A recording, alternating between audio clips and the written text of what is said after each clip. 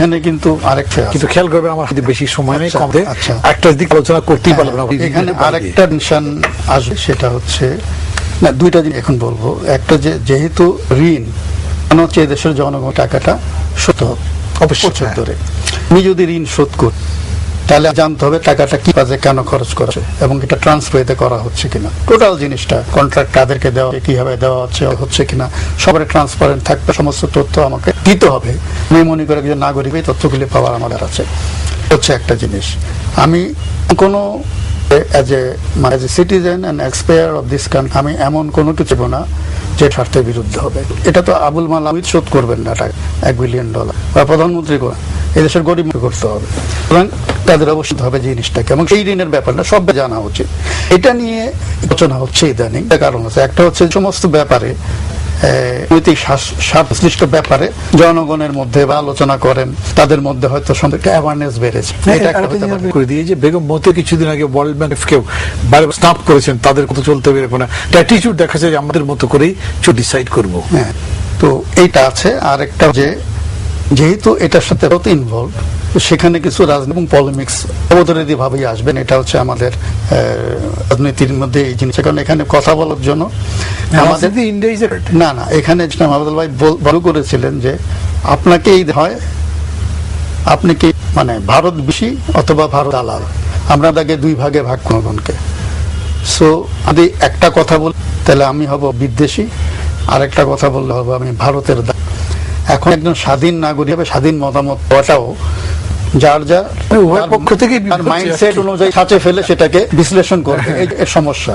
আমি অর্থনীতির বাইরে যাচ্ছি না, আসলে আমি নীতিটা এখানে আনতে যাচ্ছি। আমি এখানে দুঃখিত, আপনি কি মনে করেন যে অর্থনীতি রাজনীতি জিত হতে পারে, বাধ্য হতে পারে? হচ্ছে অনেক পুরনো, যত পুরনোই হোক, কিন্তু পুরনো না এটা বললেন যে আপনি ওই আলোচনায় যাচ্ছেন না। আমি আলোচনায় যেতে যাচ্ছি না, আমার সময় নেই, এবং আমরা ইয়েতে যেতে পারি,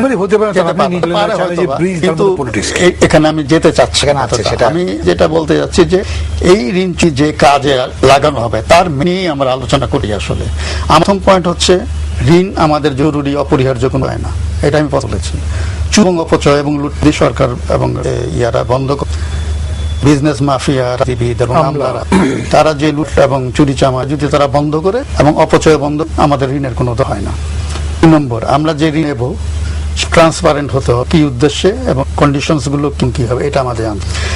আমরা ইউরোপ থেকে বা নর্থ আমেরিকা থেকে বা অনেক থেকে, ইভেন বিশ্ব এবং ইয়ার থেকে আমরা ঋণ নিই, যা বলি নিয়ে কোনো পাবলিক তেমন ডিসকাশন হয় না। স্পরিডিক্যালি কিছু জিনিস কিছু সিভিল সোসাইটি গ্রুপ হয়তো আসে, এটা আমরা ডিসকাশনে আনি না। ধরুন ভারত $1 বিলিয়ন, এই ব্যাপারটা নিয়ে ডিসকাশন হচ্ছে, কারণ এটা ভারত এবং ভারতের এনিমি ইমেজ আছে পারসেপশনে।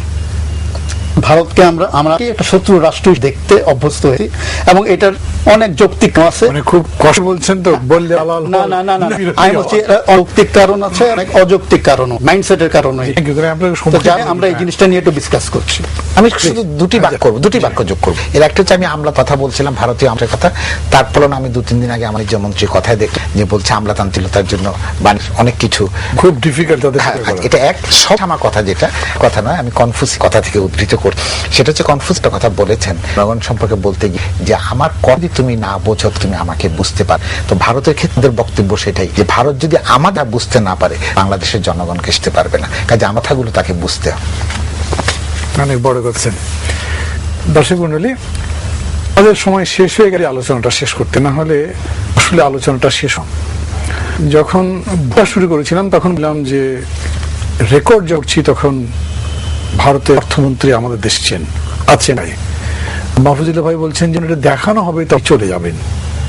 এই শব্দে যে কি ঘটবে, কিভাবে ঘটবে কিন্তু জানি না, আমাদের কাছে অ্যাভেলেবল নাই। এবং মাহফুজুল্লাহ ভাই এবং মহিউদ্দিন আলোচনার সময় বারে বারে বলেছেন যে এবার এই তথ্য উপায় নিয়ে আলোচনাটা করতে পারছি না।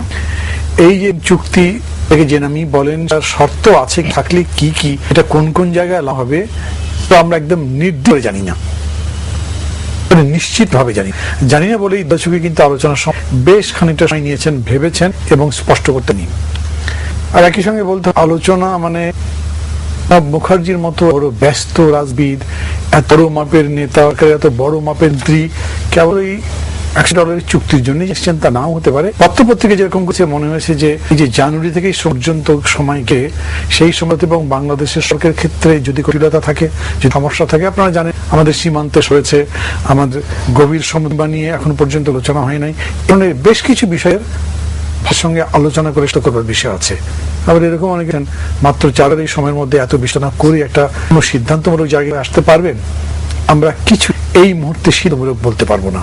আমরা আশা করি, আমি মনে করি এটা মাহফুজুল্লাহ ভাই করেন, মহিউদ্দিন আশা করেন, আর যদি রাজনৈতিক যদিও জাতীয়তাবাদী দলের চুক্তি সই করবার যে বিরোধিতা করা হয়েছে, আমরা বলেছেন প্রণব মুখার্জিতে স্বাগত জানান, তারা বলেছেন ভারতের সুসম্পর্ক চাই। এখন যেরকম বিষয়ভাবে শেষের দিকে বললেন, তাই বলবার সময় ভয় হয় বুঝি বিদ্বেষী মনে আর কে দালাল মনে। এই আমি মনে করি অনেক অবসান হয়েছে। বেশ কিছু যুক্তি জায়গায় সবাই মনে করেন এরকম একটা একটা কথাই ছিল দিন আগে পর্যন্ত, আমরা তো প্রতিবেশী বাঁধবো না, ভারতের প্রতিবেশী সেটা এমন যা বদলাবা পায়নি, আর প্রতিবেশীর দূর সম্ভব সব রেখে চলাই উচিত।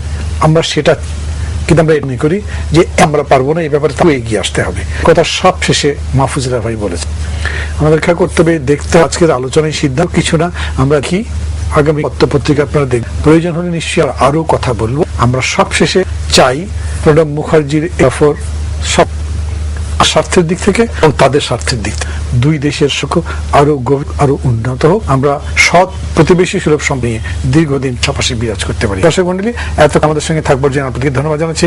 ভাই যদিও আপনারা আরো কন্ট্রিবিউট করে দিন, আরো কন্ট্রিবিউট করতে পারেন, দুঃখিত সেই সময় আলোচনায় অংশ নেওয়ার জন্য ধন্যবাদ জানাচ্ছি। দেখা হবে আবার পরবর্তী পর্যন্ত, ততক্ষণ সবাই ভালো থাকুন, খোদা হাফেজ।